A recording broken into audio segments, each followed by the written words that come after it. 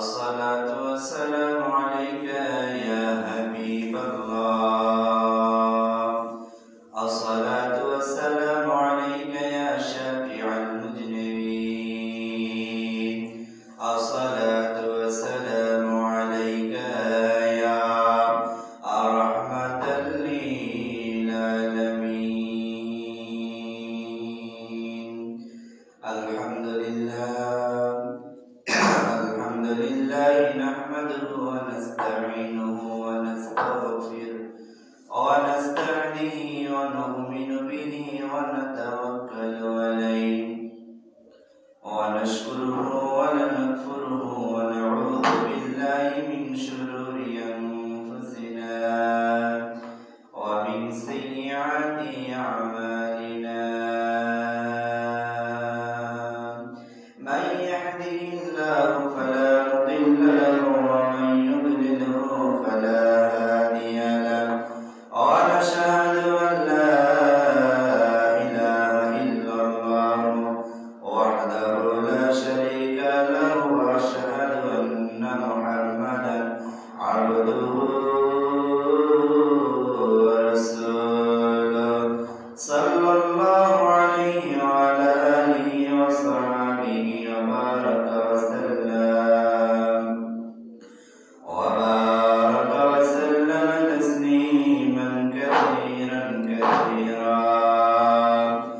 أرسله بالحق بشيرا ونذيرا وداعيا إلى الله بإذنه وسراجا منيرا. সবাই ফরন জবান বলে আউযু বিল্লাহি মিনাশ শাইতানির রাজীম।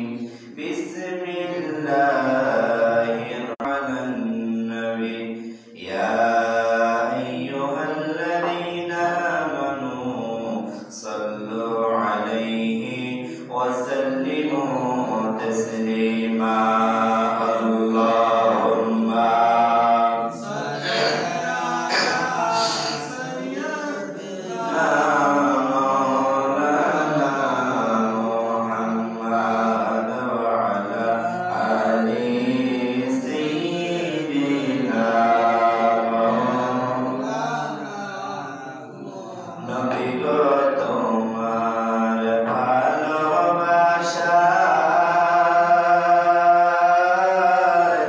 আল্লাহর ওলি হওয়া যায়।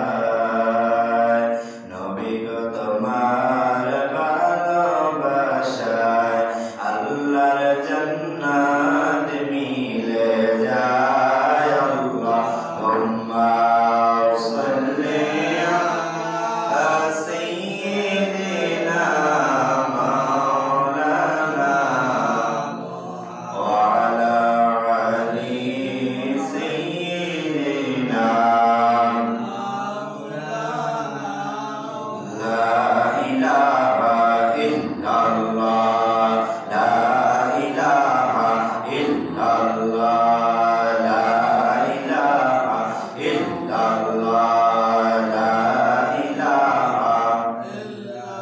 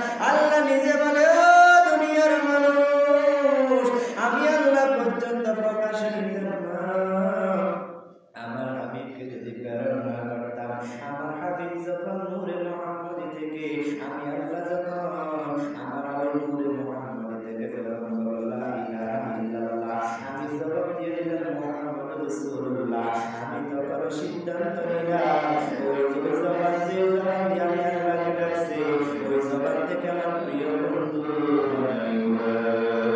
সুবহানাল্লাহ যে নবীর উম্মত হওয়ার জন্য নবী নবীরা পর্যন্ত দরখাস্ত করেছে লেটার লিখেছে অ্যাপ্লিকেশন লিখেছে মাবুদ আমাকে আখির নবীর উম্মত বানাও আমার আল্লাহ কারো দরখাস্ত করে অ্যাপ্লিকেশন লেটার আমার আল্লাহ কবুল করে না হযরত ঈসা আলাইহিস সালামের দরখাস্ত লেটার আল্লাহ কবুল করেছেন জোরে জোরে করে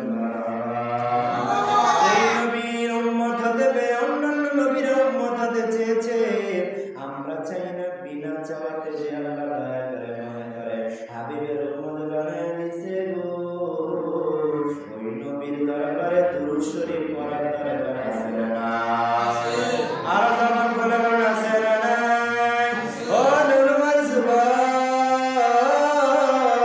ও আমার মুসলিম ভাই বাবারা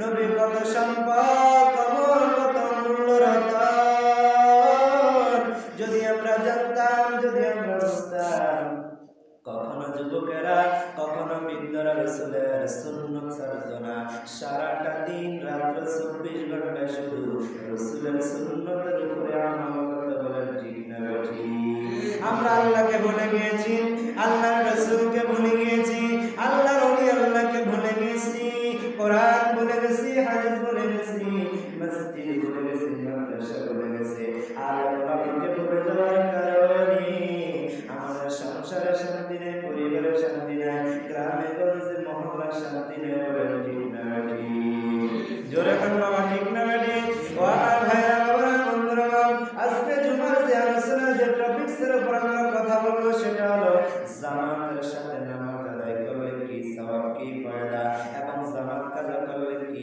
অসুবিধা আছে সেই সম্পর্কে আমিও তবে ক্ষুদ্র জ্ঞান থেকে ক্ষুদ্র সময়ে আল্লাহ যেন বলা আপনাদেরকে আমলের নিয়তে শ্রবণ করার তৌফিক দান করুন একটা জবান বন্ধ রাখবেন না জোরে জোরে করেন আল্লাহুম্মা আমিন আল্লাহুম্মা আমিন এবার আমরা নামাজ পড়তে আসলাম বাসা থেকে বাড়ি থেকে নিয়ত করে আসছি আজকে ইনশাআল্লাহ আমরা মসজিদে যাব মসজিদে গিয়ে আমরা 2 রাকাত জুমার ফরজ নামাজ আদায় করব ঠিক না ঠিক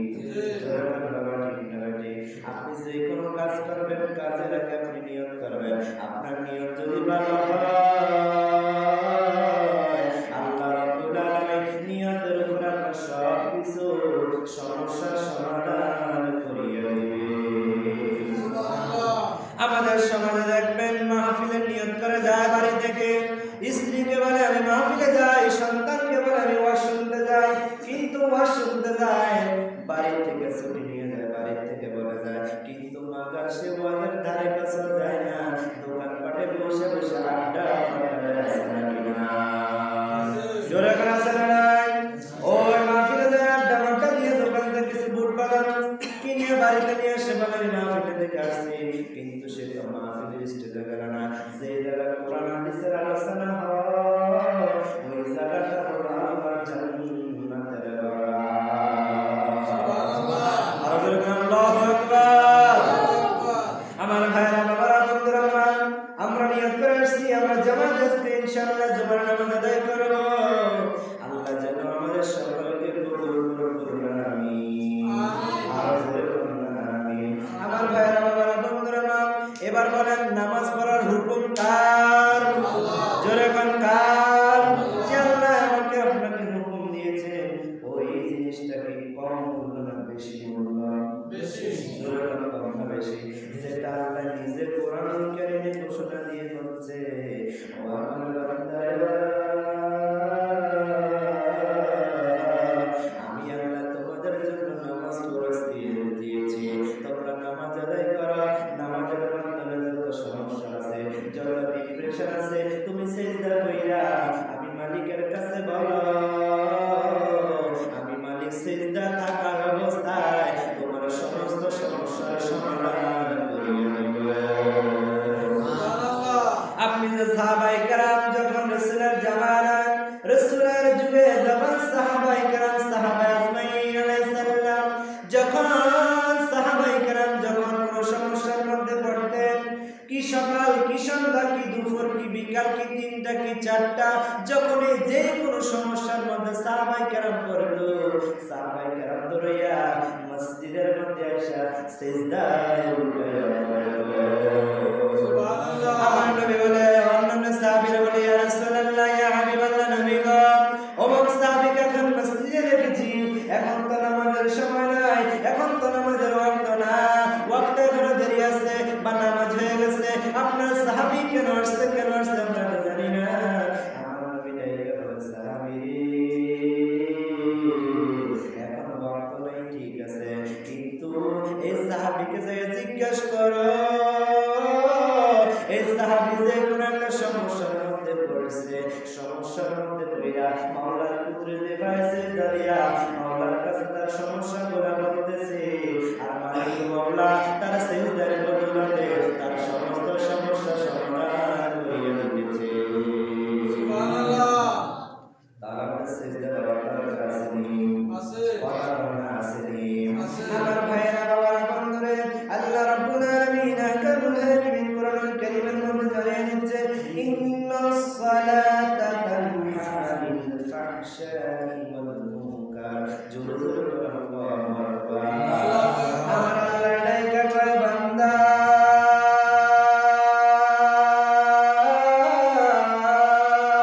তুমি যে নামাজ পড়বা, তুমি যে সিজদা দিবা, তুমি যে রুকু দিবা, তোমার এই রুকুটা, তোমার এই সিজদাটা, তোমার এই জামাতের নামাজটা যদি আল্লাহকে রাজি এবং খুশি করার জন্য হয়, তুমি সিজদা দিলা মাটির ঘরে, সিজদা দিলা তুমি ফ্লোরের মধ্যে, সিজদা দিলা তুমি টাইলসের মধ্যে, মনে রাখবা আল্লাহকে রাজি এবং খুশি করানোর জন্য যে সিজদা মসজিদের ফ্লোরের মধ্যে দেওয়া হয়, মসজিদের টাইলসের মধ্যে দেওয়া হয়, আল্লাহ বলে টাইলসের মধ্যে দিলি না রে, ওই সিজদাটা আমি মালিকের উদ্রুতি পাও মোবারক দিলি।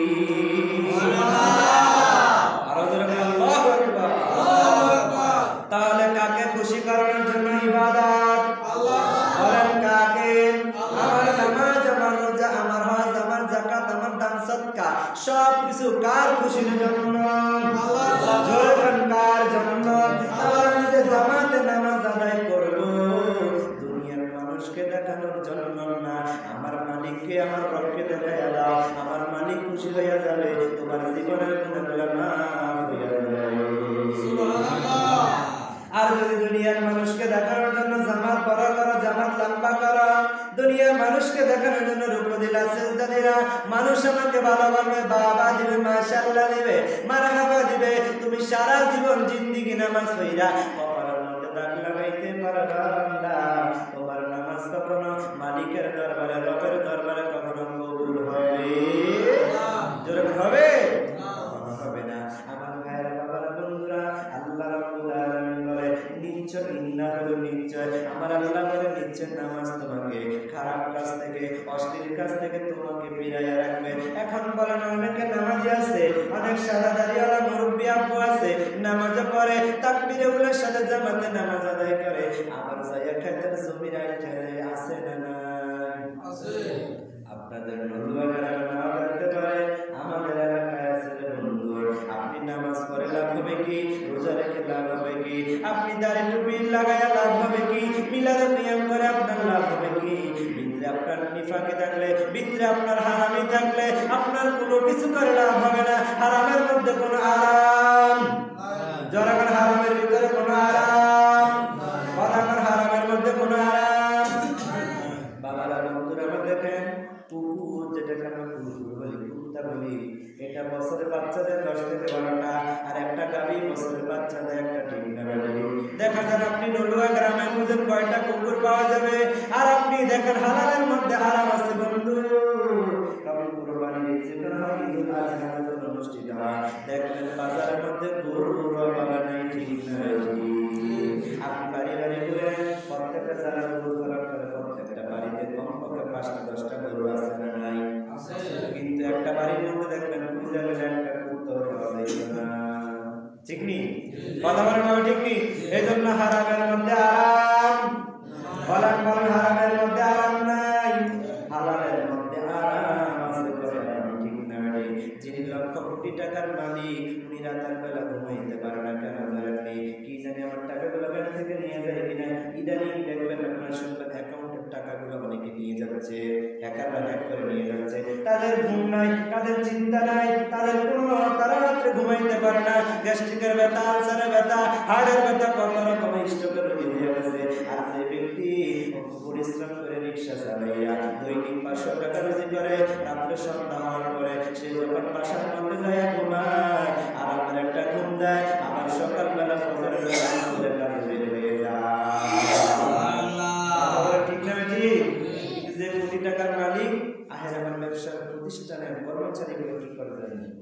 মনে হয় আমার মালিকরা ওই জায়গাতে মালগুলো ট্রান্সপোর্ট করলাম, এগুলো কি আসে না গেছে না আসে, আমার টাকাগুলো দিয়ে এই চিন্তা থাকবে, কথা বলো ঠিক না ঠিক? কিন্তু গরিব মানুষ সে অল্প রুজি করে অল্প কি আল্লাহ দরবার শুকরিয়া আদায় করে। আল্লাহ বলে যত নিয়ামতের শুকরিয়া আদায় করবা আমি আল্লাহ তোমার গরিব বাড়ায় আরো যেরকম আমার ভাইয়ের বাবারা বন্ধুরা, আল্লাহ নবী সাল্লাল্লাহু আলাইহি ওয়াসাল্লাম হাদিসে মুবারাকার মধ্যে বলে, আমার যে উম্মত নামাজের হিফাজত করবে, কি বলেন কিসের হিফাজত?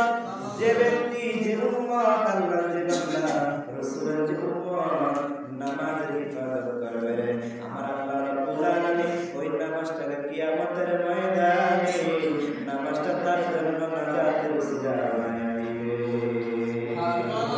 শুধু নাজাতের ওসিলা না, এই নামাজটা আপনার জন্য নূর হয়ে যাবে, এই নামাজটা আপনার জন্য বুরহান মানে দলিল হয়ে যাবে, এই নামাজটা আপনার জন্য নাজাতের ব্যবস্থা হয়ে যাবে। এই নামাজ আপনাকে কাল কিয়ামতের ময়দানে, কঠিন হাসরের ময়দানে নামাজ আপনাকে পার করে দিবে। সুবহানাল্লাহ।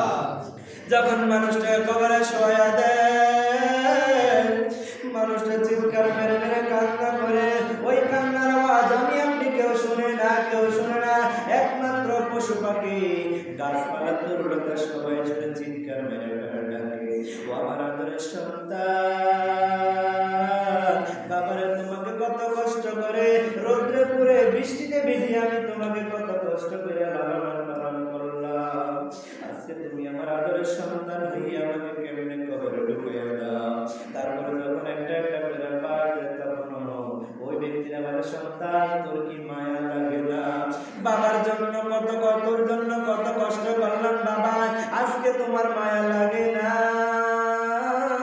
কত রোদ্রে পড়লাম, কত বৃষ্টিতে ভিজে ইনকাম করে তুমি খাওয়াইলাম, আজকে তুমি সন্তান আমার কবরে বাড় দিয়ে দিচ্ছ। বাড় দেওয়ার পরে যখন কলা পাতা দেয়, কলা পাতা দেওয়ার পরে যখন মাটিতে অন্ধকার হয়ে যায়, লাশটা ডাইকা কয়, সন্তান, ও আমার বাবা, ও আমার ভাই, ও আমার গ্রামবাসী, আমার মসজিদের ইমাম, আমার মসজিদের মুয়াজ্জিন, তোমাদেরকে কত ভালোবাসি, আজকে তোমরা আমাকে নিষ্ঠুরের মতো পাড়ায় পাড়ায় কবরে মাটি দিচ্ছ। এই কবর অন্ধকার, আমার ভয় লাগে, একলাই আমি কেমনে থাকবো, ভয় লাগে, ভয় লাগে। কিন্তু যদি আপনি নামাজের হিফাজত করেন, ওই নামাজটা কবরের মধ্যে আপনার অন্ধকার কবরটা নামাজ নূর হইয়া, আলো হিসেবে হইয়া আপনার অন্ধকার কবর আলোকিত করিয়া দিবে। সুবহানাল্লাহ, জোরে বলেন মারহাবা। আল্লাহর নবী যে বলছে বুরহানা, বুরহান মানে হচ্ছে দলিল। আল্লাহর নবী বলেন নামাজ তোমার জন্য দলিল হয়ে যাবে। এখন আপনি যে দুনিয়া থেকে চলে যাচ্ছেন, কোনো কাগজপত্র বই খাতা নিয়ে যেতে পারবেন না? জোরে বলেন পারবেন? শুধু 3 টুকরা, পুরুষ হলে 3 টুকরা, মহিলা হলে 5 টুকরা কাপড়, সাধারণ সাদা কালারের কাপড় নিয়ে দুনিয়া থেকে বিদায় হয়ে যাব। আল্লাহর নবী কেন বলছে বুরহান দলিল হয়ে যাবে? যখন রহমান নামক ফেরেশতা মুনকির এবং নাকির ফেরেশতা আসার আগে উপস্থিত হয়ে যাবে। আয়েশা বলে, বান্দা, তোমার জীবনের নেকামলের হিসাব দাও, তোমার বদামলের হিসাব দাও, তোমার গুনার হিসাব দাও। বলে, আমি কাগজ পাবো কোথায়, আমি লেখা কলম পাবো কোথায়, আমি কালি পাবো কোথায়? ফেরেশতা ডাক দিয়ে বলে, আল্লাহর বান্দা, তোমার শরীরে যে সাদা কাপড় আছে, ওই কাপড়টা তুমি এক টুকরা চিরা তোমার শাহাদাত আঙ্গুলে কলম বানাও। তোমার মুখে তুতুটারে কালি বানাইয়া তুমি যে নেক আমল করছো কয়েক নামাজ পড়ছো কয়েক নামাজ বাড়িছো কার ডাব চুরি করছো কার মাইয়ালে ফারকে গুছছো কি সুগল করে করছো বাবা খাইছো গাঞ্জা খাইছো এমন সমাজে আছে না নাই জোরে কোন বাবা আছে না নাই এবার ওই বান্দা আগে গেলে আল্লাহ সরকার দিনে করতে বসছিলাম রিনা জুমার দিনে হাজির হয়েছিলাম 2024 সালে বলবে হবে নামাজ পড়ছি ওই যে নামাজ এবার জানে কেমন আসলে সব লেখা শেষ এবার একটা বড় পৃষ্ঠাটা উল্টায় তুমি এবার যে বড় বসে লেখা শুরু করো বলে আল্লাহ আমি তো বড় আমল করি না ও ফেরেশতা আমি তো বড় আমল করি না বলে থাম মিথ্যা কথা বলবি না তুই শনিবার থেকে শুক্রবার জোহর জুমার আগ পর্যন্ত শুক্রবার ফজর পর্যন্ত তুই এই যে একটা সপ্তাহ নামাজ পড়লি না আমার মালিককে সিজদা দিলেন এটা তুই লেখছস বলে না না না আমার সময় ছিল না আমি ঘুমের মধ্যে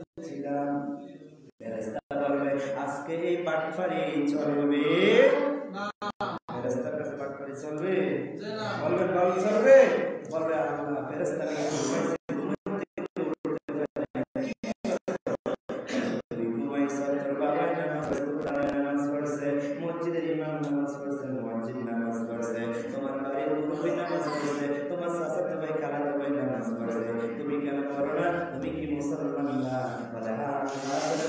আমি মুসলমান কিন্তু সরল পাই না আসলে হলো তোমার ভিতরে আল্লাহর রহমত নাই তোমার ভিতরে শয়তান তোমার সাথে বন্ধুত্ব করে রেখেছে ঠিক না বেটি আর ঠিক না বেটি আল্লাহর নবী সাল্লাল্লাহু আলাইহি সাল্লাম বলেন তাহলে আমরা বুঝলাম নামাজের হেফাজত করলে নামাজ আমার জন্য দলিল হবে নামাজ আমার জন্য নূর হয়ে যাবে নামাজ আমাকে নাজাত দিয়ে দিবে না এই নামাজটা কিয়ামতের ময়দানে আমাকে আপনাকে নাজাতের ফয়সালা করিয়ে দিবে সুবহানাল্লাহ নামাজ কি পড়ো না কাজ আছে কাজ কি পড়ো আমার নামাজ আছে নামাজ কি পড়ো না কাজ আছে কাজ কি পড়ো আমার নামাজ আছে ফজর কাটে ঘুমের ঘরে কথাটা ফজর কাটে ঘুমে আমাদের কয়েক মুসলিম মসজিদে শুক্রবার দেখা মসজিদ ভর্তি আর শুক্রবার মসজিদ ভর্তি কেন না খারাপ হলো স্ত্রী খারাপ হলো এই জন্য 2 রাকাত কয় রাকাত বলেন কয় রাকাত বলেন কয় রাকাত আগে 6 রাকাত বাদ দিলে কবিরা গুনাহ পরে 6 রাকাত বাদ দিলে ডাবল গুনাহ বাদ দিলে 2 রাকাত ফেরত কয়টা হবে কথা বলেন ঠিক না বেটি এমনি গুনাহগার আর মসজিদে আসছে 2 রাকাত মানুষকে দেখানোর জন্য আর 2 রাকাত আগে 6 রাকাত বাদ পরে 6 রাকাত বাদ দিলে গেলেন কি ডাবল গুনাহ সিঙ্গেল ডাবল গুনাহ কি গুনাহ তাহলে আমরা এই কাজ করব আপনাদের সমাজে আপনাদের মসজিদে এই জন্য আমরা একটু বেশি করি না যেখানে ইমামের দাম নাই ইমাম একটা মহল্লার নেতা আপনি এমপি মন্ত্রীকে এক পাল্লা দেন একটা ইমাম একটা আলেমের মর্যাদা এমপি মন্ত্রীর চাইতে বেশি করে বলেন মারহাবা সবচেয়ে আলেম ওলামা আল্লাহকে ভয় করে আলেম ওলামা বলেন নবী ওয়ারিসের কথা শুনে না আপনি গাড্ডা তেরা করে জান দিয়া বুঝবেন কি আমাদের হয় না বুঝবেন কোথায় কবরে হাসরে যেখানে পৌঁছাতে যাবে কথা ঠিক না বেশি আমার ভাইরা বাবারা বন্ধুরা মান আল্লাহ নবী সাল্লাল্লাহু আলাইহি সাল্লাম বলেন যেই জায়গাতে যেই সমাজে যে মহল্লা 3 জন লোক আছে কয়জন লোক বলেন কয়জন লোক ওই জায়গাতে যে জামাত না হয় আমি নবী তাদের উপর লানত দেই আমি তারা যেন যে আমি নবী সাহাবায়ে কেরামদের নিয়া যখন নামাজের ওয়াক্ত হয়ে যেত আমি নবী তখন তাদের বাড়িতে ঘোরাফেরা করতাম তারা কি ঘুমিয়েছে কিনা নামাজ পড়তে যাচ্ছে নামাজ পড়ে তখন এরকম মাইক ছিল না এরকম সাউন্ড সিস্টেম ছিল না এরকম ব্যাটারি এরকম মাইকের অনেকগুলো ছিল না আমার বন্ধুরা বাবারা এত কিছু হইয়া তারপর আমরা নামাজের হেফাজত করি না আমরা জামাতের হেফাজত করি না একা একা নামাজ চাইলে জামাতে পড়লে 27 গুণ বেশি সওয়াব পাওয়া যায় জোরে করে মারহাবা তাহলে একা কি নামাজে জামাত ধরা ভালো না খারাপ বলেন ভালো না খারাপ 27 গুণ বেশি সওয়াব পাবেন একা একা নামাজ পড়লে এক রাকাত সওয়াব পাবেন আর জামাতে নামাজ পড়লে আপনি 27 গুণ বেশি সওয়াব পাবেন আল্লাহ নবী যখন হাঁটতো যায় দেখতো যারা ঘুমাইতেছে নামাজ পড়ে না আল্লাহ নবী বলে আমার মন চায় ও সাহাবীরা তোমরা লাকড়ি গুলো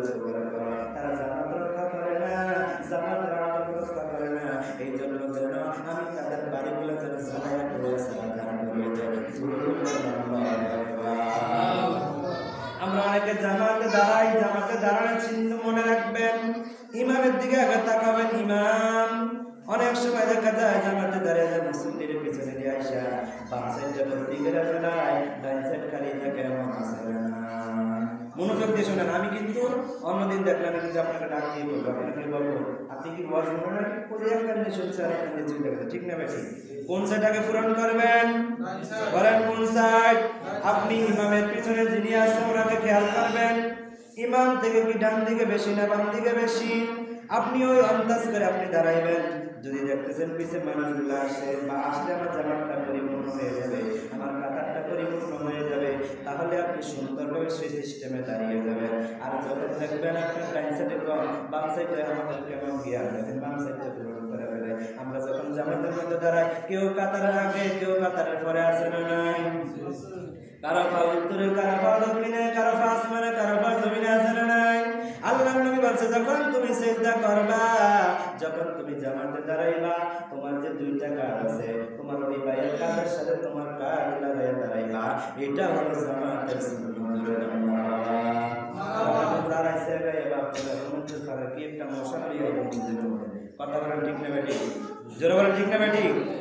যে জায়গা তিনজন ব্যক্তি আছে ওইখানে জামাত করা আপনার জন্য দায়িত্ব, কর্তব্য। এখানে জামাত না লাগবেন, নবী তাদের জন্য আল্লাহ লানত করে আসুন আমরা পাঁচ ওয়াক্ত নামাজের হেফাজত করি, জামাতের হেফাজত করি। ইনশাআল্লাহ আলোচনা করতে পারলাম না, সময় দিয়ে সংক্ষিপ্ত শীতের সময়। আল্লাহ আমাদের সকলকে কবুল